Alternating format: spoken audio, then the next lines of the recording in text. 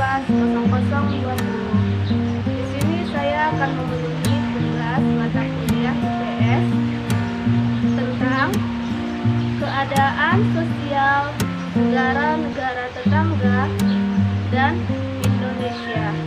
Gejala sosial yang timbul di Indonesia terutama akibat dari pertumbuhan penduduk yang tinggi, masalah-masalah sosial seperti di Indonesia juga timbul di negara-negara tetangga seperti Singapura, Brunei Darussalam, Malaysia, dan Filipina. Jadi, permasalahan di masing-masing negara tetangga tergantung besar kecilnya jumlah penduduknya, persebaran dan mutu penduduknya secara umum. Masalah yang dihadapi meliputi kemiskinan, kualitas penduduk, pendidikan, pengangguran, dan kejahatan. Marilah kita lihat masalah-masalah apa saja yang ada di negara-negara tetangga. Pertama yang akan kita bahas yaitu keadaan sosial negara Indonesia, yaitu negara kita. Indonesia memiliki kurang lebih 13.640 pulau besar dan kecil dengan keadaan perairan yang luas. Keadaan ini sedikit menimbulkan isolasi geografis yang pada akhirnya menimbulkan kemajemukan masyarakat. Kemajemukan masyarakat ini tentu memengaruhi keberagaman budaya yang ada seperti dalam hal adat istiadat dan perbedaan-perbedaan daerah, termasuk di dalamnya yaitu yang pertama ras, yang kedua etnis, dan yang ada beragam ras dan etnis yang ada di Indonesia juga tidak terlepas dari letak Indonesia yang berada di antara dua samudra, di mana kondisi ini menjadikan Indonesia sebagai jalur perdagangan strategis dunia. Hal ini menyebabkan tingginya interaksi Indonesia dengan masyarakat luar dan berpengaruh terhadap masuknya ras dan etnis di Nusantara. Pernikahan antar ras dan etnis juga memiliki pengaruh besar pada keberagaman ras dan etnis di Indonesia. Permasalahan yang timbul di Indonesia yaitu yang pertama kemiskinan, kejahatan, pengangguran, kepadatan penduduk, dan kenakalan remaja perlu mendapat perhatian yang serius, dan pertumbuhan penduduk yang cepat bila tidak diimbangi dengan kualitas penduduk maka akan menimbulkan masalah. Untuk mewaspadai hal ini, pemerintahan berusaha untuk meningkatkan mutu penduduk dengan cara meningkatkan sarana dan prasarana pendidikan atau program wajib belajar 9 tahun. Dibukanya berbagai balai latihan kerja yaitu BLK, dan pemberian beasiswa kepada anak-anak yang berprestasi dan anak-anak dari keluarga yang kurang mampu. Kedua, kondisi sosial Singapura. Penduduk Singapura terdiri atas bermacam-macam suku, bangsa Cina, Melayu, India, Pakistan, Arab, Sri Lanka, dan Bangladesh. Namun jumlah penduduk terbesar dari suku bangsa Cina, penduduk asli Singapura adalah orang Melayu. Penduduk Singapura hidup dari perdagangan, perhubungan, dan perindustrian.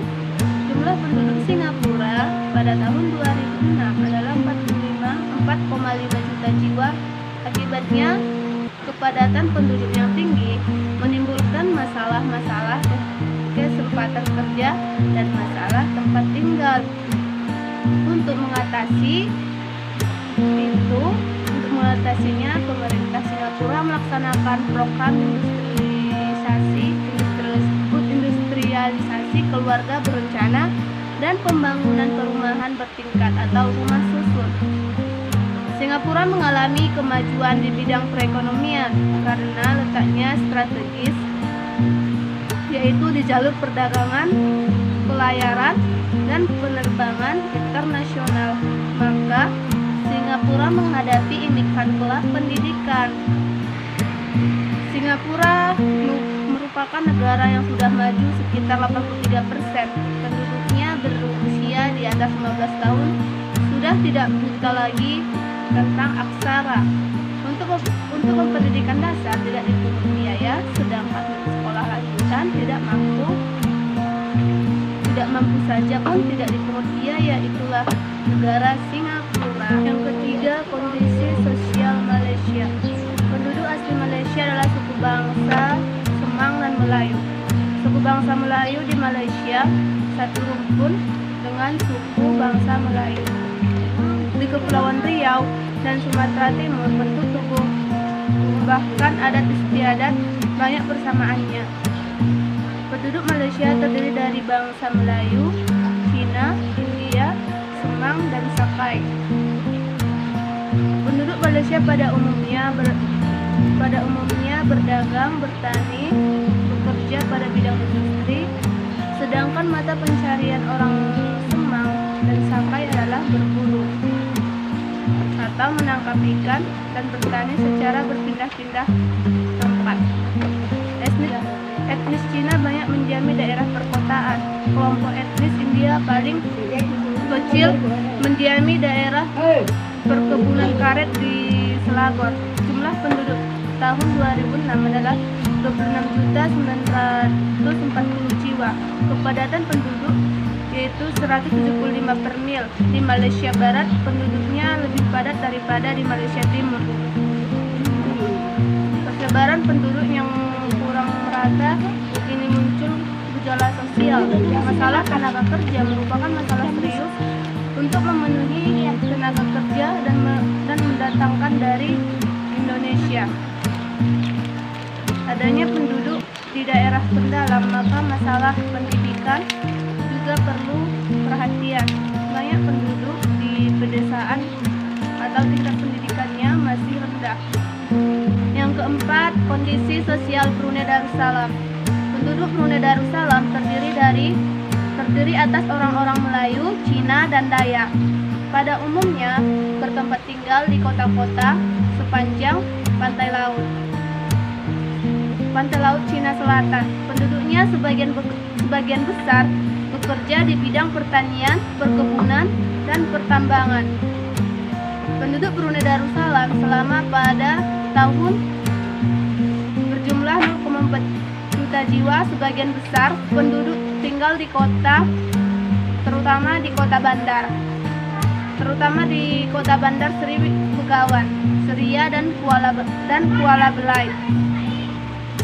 Kualitas penduduk di negara ini cukup baik. Hal ini karena dukungan sarana pendidikan dan sarana lain yang cukup memadai.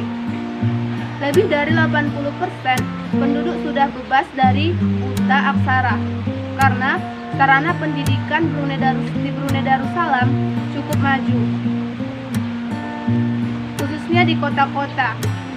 Bagi penduduk di daerah terpencil diberikan sarana pondokan dan sarana transportasi secara cuma-cuma, sehingga mereka dapat menikmati fasilitas pendidikan yang ada di kota. Masalah yang dihadapi Brunei Darussalam itu kependudukan. Pendudukan di Brunei Darussalam adalah kekurangan tenaga kerja.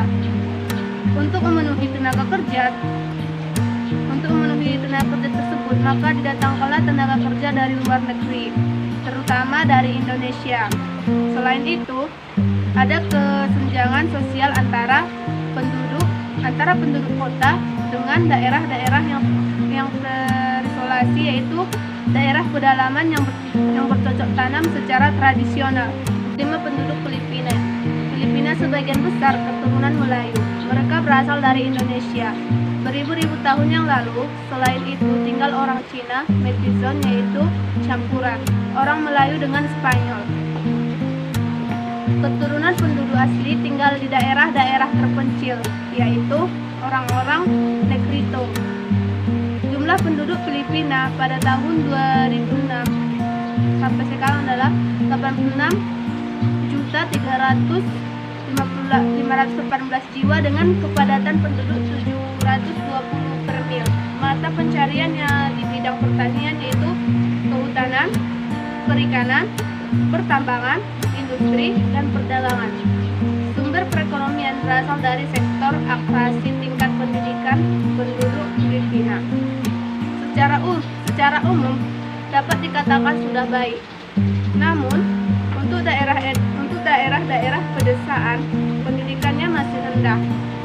Di kota-kota besar juga menghadapi masalah-masalah kependudukan karena padatnya penduduk dengan penduduk yang padat di kota besar seperti Manila, timbul masalah sosial seperti pengangguran, kejahatan, dan kenakalan remaja. Permasalahan yang dihadapi Filipina yaitu kemiskinan, kejahatan, masalah politik. Keenam adalah Vietnam. Vietnam adalah negara berbentuk republik sosialis. Kepala negaranya adalah presiden dan kepala pemerintahannya adalah perdana menteri. Ibu kota negara Vietnam adalah Hanoi. Penduduk Vietnam menganut agama Buddha, Konghucu, dan Taoisme. Bahasa resmi yang digunakan adalah bahasa Vietnam. Perekonomiannya sebagian besar penduduk Vietnam adalah pertanian, padi. Padi merupakan hasil utama pertanian di Vietnam. Industri di Vietnam meliputi tekstil, semen, pupuk, kaca, dan bahan pertambangan. Di Vietnam menghasilkan emas, biji besi, timah, gamping, fosfat, tungsten, dan seng. Hasil hutannya adalah bambu, kina, kayu, dan kayu manis. Terdapat dua sungai penting yaitu Mekong dan Sangka. Vietnam dan Thailand bahkan sempat dijuluki gudang beras Asia. Gudang beras Asia Tenggara. Permasalahan yang ada di negara Vietnam adalah kepadatan penduduk, kemiskinan, kejahatan, dan pengangguran. Itulah permasalahan-permasalahan yang dihadapi negara Vietnam. Ketujuh, Kamboja. Bentuk pemerintahan negara Kamboja adalah kerajaan, dipimpin oleh raja, sedangkan kepala pemerintahannya adalah perdana menteri. Ibu kotanya adalah Phnom Penh. Bahasa resmi penduduk Kamboja adalah bahasa Khmer. Sebagian besar kehidupan penduduknya di sektor pertanian. Permasalahan-permasalahan yang dihadapi negara Kamboja yaitu kemiskinan, kebodohan, kurangnya lapangan kerja, kurangnya tempat tinggal sehingga terjadi kepadatan penduduk. Itulah di negara Kamboja. Yang kedelapan, Thailand. Thailand merupakan negara yang terletak di Asia Tenggara, berbatasan dengan Burma atau Myanmar. Di bagian utara, Laos dan Kamboja. Di sebelah timur, Laut Andaman. Di sebelah barat dan Teluk Thailand di sebelah selatan. Bangsa penduduk Thailand dapat dibedakan menjadi beberapa suku bangsa, yaitu suku bangsa Thai 75%, Cina 14%, Melayu 3%, serta suku bangsa Khmer, Phong, Karen, dan lainnya 8%. Thailand dikenal sebagai negeri gajah putih yang sebagian besar penduduknya memeluk agama Buddha. Walaupun begitu, ada juga penduduk Thailand yang memeluk agama Islam, Kristen, dan Hindu. Thailand terkenal dengan sektor pariwisata dan menjadi tujuan wisata pengunjung banyak. Banyak wisatawan mancanegara yang seringkali berkunjung untuk mengunjungi objek wisata, misalkan pantai Pattaya. Permasalahan yang ada di negara Thailand yaitu yang pertama kemiskinan, dan yang kedua pengangguran, yang ketiga pendidikan, yang keempat disiplin yang kurang. Yang kelima, KKN atau korupsi, kolusi, dan nepotisme. Itulah permasalahan-permasalahan yang dihadapi negara tersebut. Kesembilan, negara Laos. Negara Laos merupakan negara yang berbentuk republik dengan kepala negara, presiden, dan kepala pemerintahannya Perdana Menteri. Laos termasuk salah satu negara termiskin di dunia. Rakyatnya hidup di sektor pertanian yang menghasilkan beras, jagung, tembakau, jeruk, dan kopi. Bahasa resmi yang digunakan adalah bahasa Lao. Sebagian besar penduduk Laos beragama Buddha. Permasalahan yang ada di negara Laos yaitu masalah perekonomian dan masalah sumber daya alam yang sangat sedikit. Itulah permasalahan yang dihadapi negara Laos. Yang ke-10, negara Myanmar. Kondisi sosial Myanmar yaitu penduduk Myanmar berjumlah 52,1 juta jiwa pada tahun dengan pertumbuhan sebesar negatif 0,1% per tahun. Secara etnisitas, Myanmar terdiri dari beberapa kelompok suku bangsa. Bangsa Tibet, Burma adalah mayoritas dengan persentase mencapai 72% dari jumlah keseluruhan penduduk Myanmar. Kelompok suku lain ialah San 9%, Karen 7%, Tiongkok 3%, dan India 2%. Komunikasi sehari-hari menggunakan bahasa resmi yaitu bahasa Burma. Sementara dari segi keyakinan, mayoritasnya yaitu warga Myanmar memeluk agama Buddha, sekitar 85%. Maka itu di Myanmar banyak berdiri kuil-kuil Buddha. Agama lainnya juga dipeluk oleh warga di Myanmar yaitu agama Kristen, Islam, Hindu, dan kepercayaan suku dan lain sebagainya. Gejala sosial yang ada di Myanmar yaitu Rohingya adalah masalah kemanusiaan yang dihadapi di negara Myanmar. Itulah permasalahannya. Yang 11 ataupun yang terakhir yaitu negara Timur Leste. Timur Leste atau Timur Leste merupakan negara republik yang belum lama merdeka. Negara ini melepaskan diri dari Republik Indonesia sebagai provinsi ke-27 pada tahun 1999. Presiden pertamanya Sanana atau Gusmao. Penduduk Timur Leste sebagian besar bermata pencarian sebagai petani. Bahasa yang digunakan adalah bahasa Indonesia dan Portugal. Sebagian besar penduduk Timur Leste beragama Katolik. Permasalahan yang dihadapi Timur Leste yaitu kurangnya lapangan pekerjaan dan sumber daya alam yang terbatas, kemiskinan, dan telah membuat banyak anak-anak yang tidak bisa memperoleh pendidikan dan kurangnya akses pelayanan publik.